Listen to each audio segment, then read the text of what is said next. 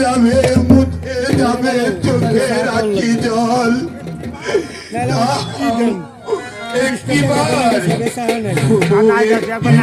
আমার শ্যামলীকে আমার হাতে ফিরিয়ে দাও। ওরা থেকে একবার আমি চেয়েছি, তাকে আমি কোনোদিন ফেরত দেয়নি।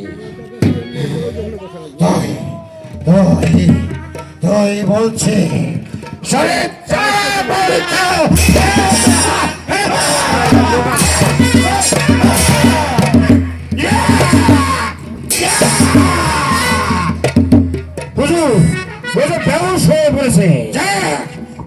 আমি এত শখ রেখাই দেবো না, ওকে করবো আমি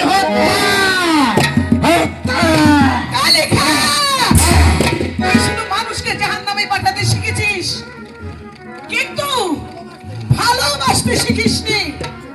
আম্মি জান, আর তুমি আবার কেন আমার এই বিচারশালায় এসে উপস্থিত হয়েছ? কারণ আমি হচ্ছি এক জাগ্রত মা। আমার এই রাজ্যে নিরীহ সন্তানরা সহ্য করবে একটা জালিমের অত্যাচার, কিন্তু মা হয়ে আমি তা সহ্য করব কেমন করে? এবার বলো, এই লোকটা কেন এভাবে মাটিতে পড়ে আছে? বলো। তার সর্বাঙ্গে চাবুকের আঘাত কেন? বলো, কি অন্যায় করেছে এই লোকটা? বলো। তার ব্যক্তিকে হত্যা করে প্রাসাদে ঢোকার চেষ্টা করেছিল, তাই তো আমি পাল্টা জবাব দিয়েছি মাত্র। মিথ্যে কথা। তোমরা আসল সত্যটা গোপন করলেও আমি সত্যিটা জানি।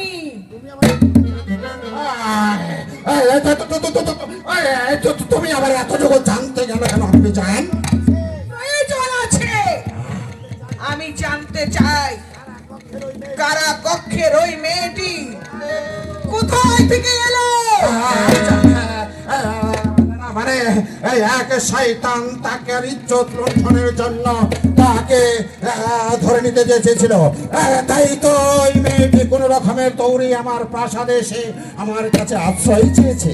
তাই তো ফটিকের জন্য তাকে আমি কারারুদ্ধ করে রেখেছি। আপনি যান। আমি ওই মেয়েটির কাছ থেকে সবকিছু জেনে নিয়েছি। তুমি তাই কোনো প্রলোভনেই আমাকে ভুলাতে পারবে না। হ্যাঁ, আকে আমি সান্ত্বনা দিয়ে নেই। ওকে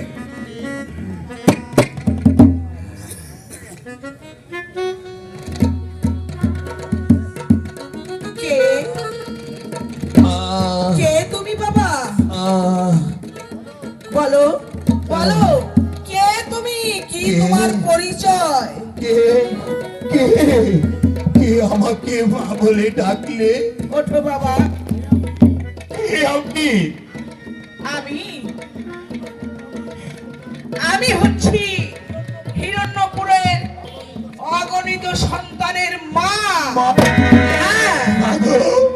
তুমি তাহলে আমাদের জননী? হ্যাঁ বাবা। বলো বলো, কার বিরুদ্ধে তোমাদের অভিযোগ? তোমার এই সন্তান এই শাহজাদা কালিকার বিরুদ্ধে। বলো বলো মা, আমরা আপনার সন্তানের কাছে কি অপরাধ করেছি? কেন আমাদের উপরে এত নির্যাতন চালাচ্ছে? কেন কেন মা? এই আপনার সন্তান আমার বাচ্চা শ্যামলীকে অপহরণ করে এনেছে কেন মা? তবে কি সেই অপহৃত নারী তোমারই বাগদত্তা? হ্যাঁ মা, হ্যাঁ, ও যে আমারই বাগদত্তা। আমি ওকে উদ্ধার করতে এসেই পেলাম চাবুকের পর চাবুক, লাঠির পর লাঠি। আর তোমাকে শয়তানের শাস্তি মা। যাও, চলো আমার সঙ্গে, আমি তোমার প্রিয়তমাকে আমি মুক্তি করে দেব।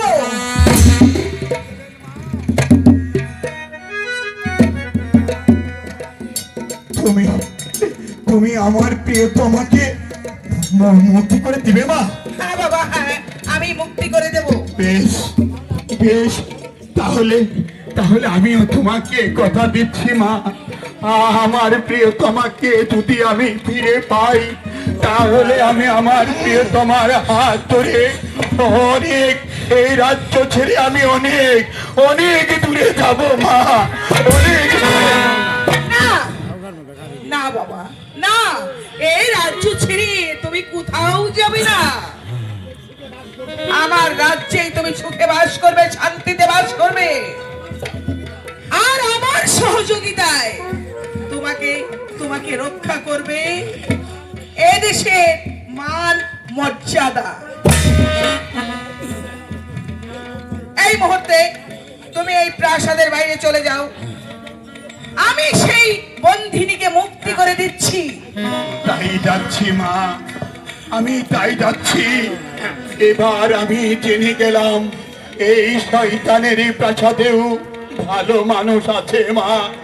আপনি তো শুধু এই কালিকার মা নয়, এই হিরণ্যপুরের সকল জনতারই আপনি মা।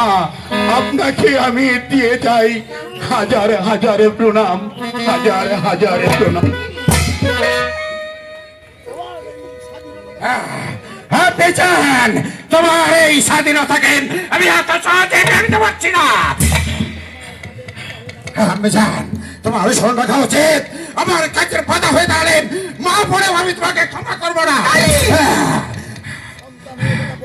সন্তান হয়ে একথা বলতে তোর চিন্তা আনুষ হলো না?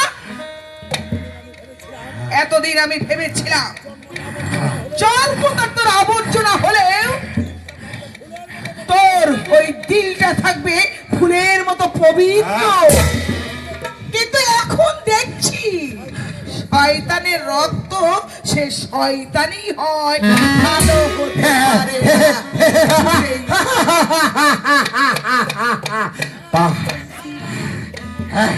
হ্যাঁ মিশেল, আমি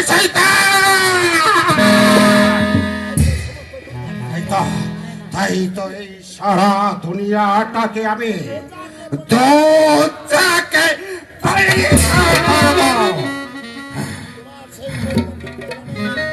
আমার সেই পরিণতির পিছনে ধ্বংস লুকিয়ে আছে। এই নশ্বর জগতে তুমি যা দেখছো সবই হচ্ছে ক্ষণস্থায়ী। তোমার দুর্নীতি, এই সমস্ত প্রাসাদ পাপের একদম ভরা,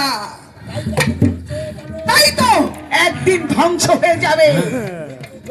কিন্তু কিন্তু আমি যার জন্ম, যার কলঙ্কিত, সে তো কখনো পাপের ভয় করে না। আমি তাই তো এই কালিকা এই পৃথিবীর কোনো আলো চায় না, চাই শুধু অন্ধকার। কালী, তোমার জন্মের জন্য এই প্রজারা তো দায়ী নয়, তাই তোমার জন্মদাতা ওই মিথ্যা, তারই জন্য তুমি আজও এই সমাজে কলঙ্কিত। তাই তোমাকে আমি একটি কথা বলে যাচ্ছি বাবা, নিজের জন্মের অপরাধের জন্য তুমি এই নিরপরাধ প্রজাদের কোন চাবুকের আঘাতে পিষে মারবে না, তুমি পিষে মারবে না।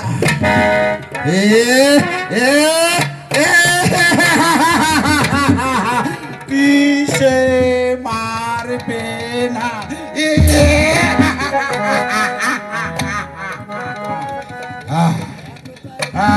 মেজান, তুমি এতটা এগিয়ে যেও না, তাহলে তাহলে কালি কাপড়ে যাবে, ভুলে যাবে তুমি যে আমার গর্ভধারিণী মা।